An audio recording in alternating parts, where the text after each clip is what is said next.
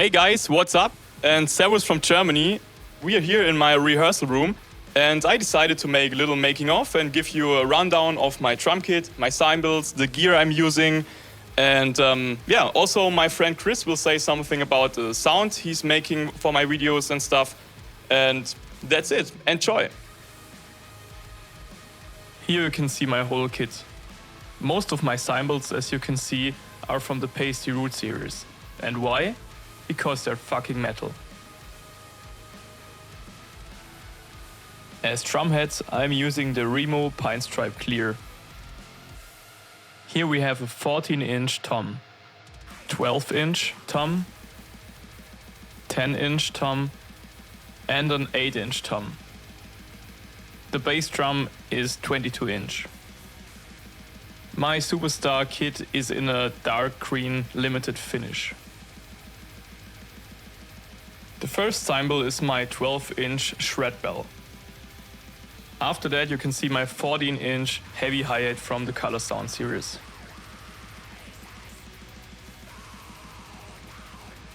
Now we have the 17-inch Wild Crash.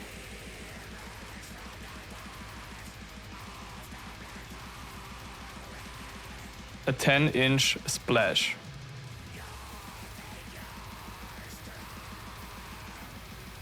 A 16-inch Wild China. My cracked 900 series 12-inch Splash. My 14-inch hi-hat, second one. The 18-inch Basher.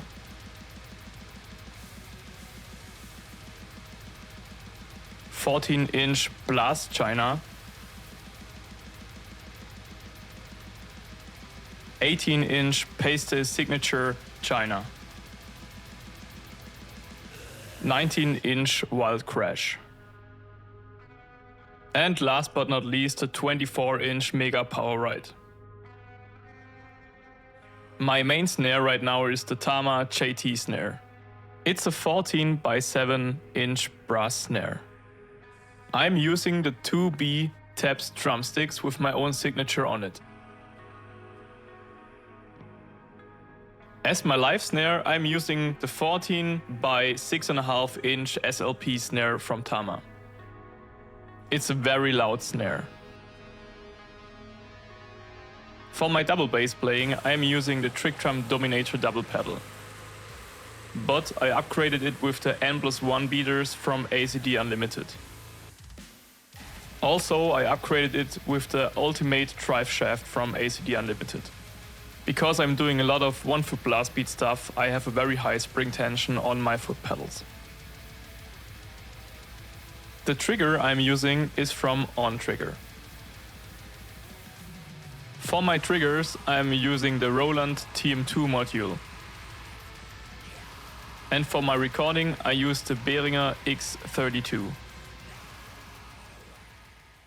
And this is how the cymbals and the whole kit sounds raw.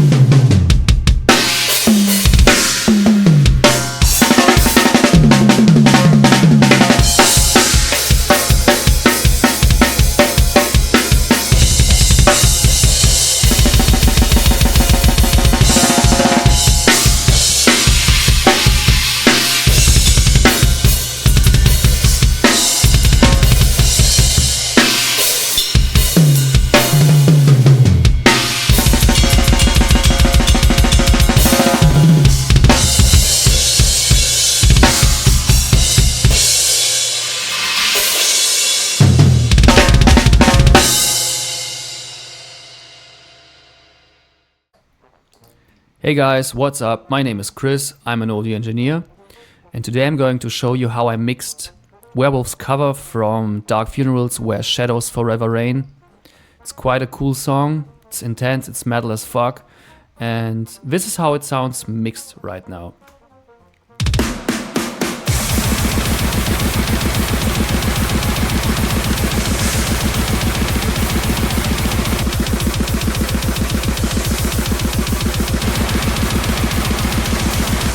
You get the idea, it's a quite processed sound, but this is a drum cover, it should sound like this, in my opinion. First things first, I want to talk about how I treated the original audio, because you have to make some room for the drums to be over it. This is how it sounds right now.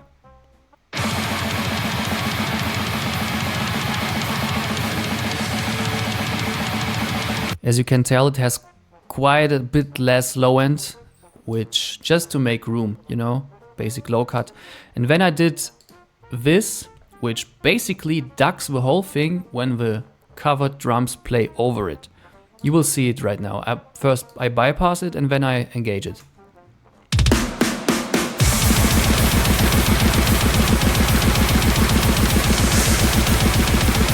So basically it ducks the whole time when the drums are playing. It just makes more room for the cover. Works great. So, the tracks we have are quite basic. Kick in, bass drum mic, kick trigger, one snare top mic, no snare bottom. These are just duplicates with a trigger on it. We have 4 toms, which only 3 are used, so I just dropped the 4th one. 2 overhead mics, 2 spot mics, a hi-hat and a ride, and a mono room. So, the bass drum is not very spectacular, but this is just how a sloppy bass drum mic sounds like. We just put like a D6 into the bass drum. The main star is obviously the trigger, and this is how the trigger sounds. I actually made the trigger sound for Werewolf to use, because the stock ones from the trigger module not very flattering. This is, I think, a GGD one, a combination of 2, not sure which ones, but I recommend you doing the same, just make your own triggers. Snare top. Let's go here. Yeah, this is how a snare sounds. These are triggers, I'm not going into them right now, I'm just going to show you how the triggers only sound and you will understand why I use them.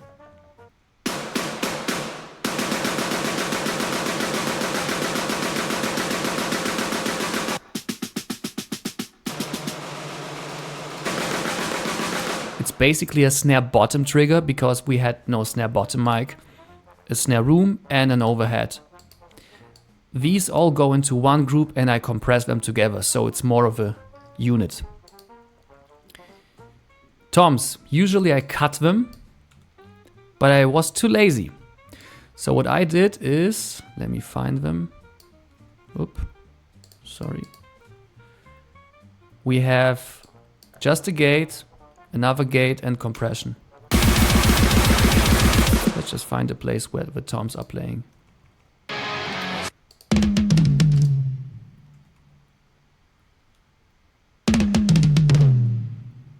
Yeah, they sound a bit blown out because, you know, the heads are old, but in the mix it's fine. Overheads, same thing, nothing crazy. Just bust them together and use the low cut. That's it. So the whole rooting thing, what I'm doing is I split my drums into 2 main groups, which are drum shells and drum cymbals. Shells are kick drum, snare and toms, and cymbals are overhead, hi-hat and maybe the room. But sometimes the room goes out of this and just straight to the drum bass. The reason why I'm doing this is because I want to process the drum shells very extremely And I don't want the same compression on the cymbals. That's it. So this is how the drum shells only sound.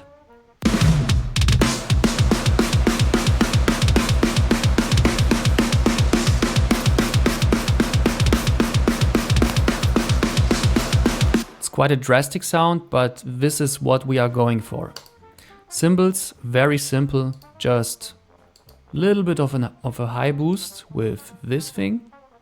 8K is usually a good place. Some soothe because it can get harsh.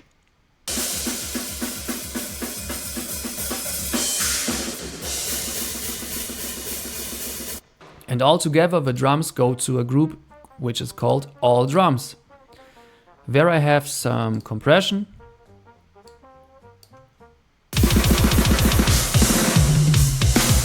Which is almost nothing, but that's enough. Some Gulfos, which I really don't know what it's doing, but it makes it sound better.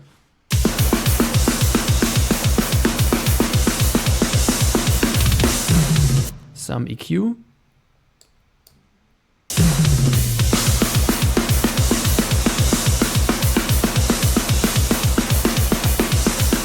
This is my favorite plugin of all time, which is called Saturn.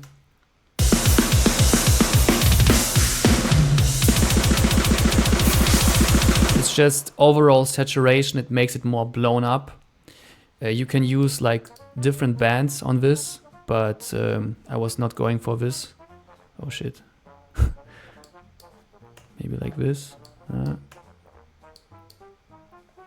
Yeah. And a multi-band compressor, because the low end can be quite too much.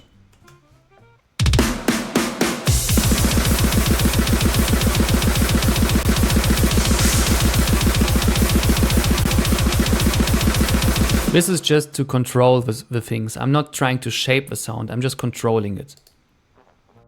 And last but not least, all the sounds together, because not all drum sounds go to the drums all, because there are still parallel compression and reverb, but they go all to the master, and this is where I'm blowing stuff really up. EQ.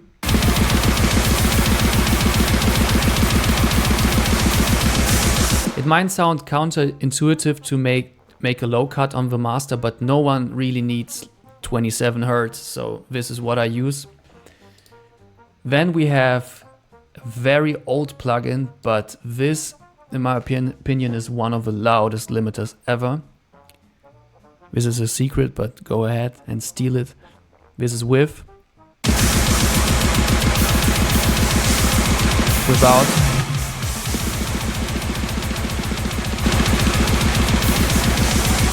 At this point I just want to make stuff loud. You can see I'm boosting quite a bit, 6.4 dB. You can go even more, but that's enough. Then we have this thing. This is making a lot of volume boost as well. It's the black box. Very classic saturation at this point.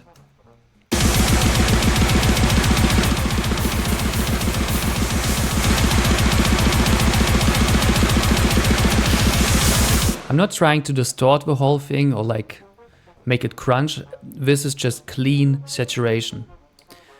Then we have soothe again on the whole master, because some things get shrill and I'm lazy. This is just making stuff easier for me. You can see it's barely touching like half a dB, it's nothing.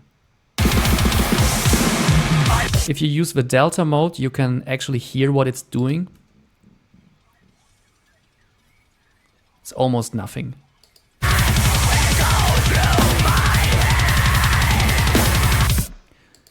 Then again, Gulfos on the whole thing.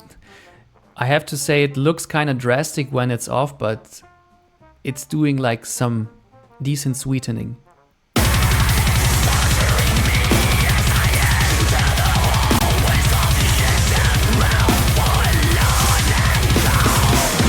I feel it's just making the kick drum not as annoying, but the mid-range more audible. This is what it does. And last thing is just another limiter. I use this one.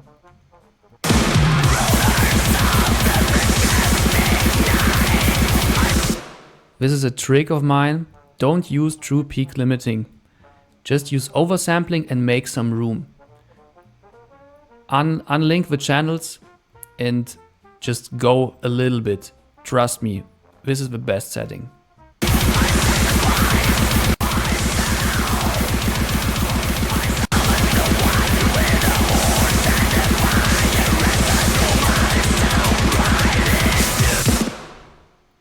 And this is just for, you know, metering how loud I am.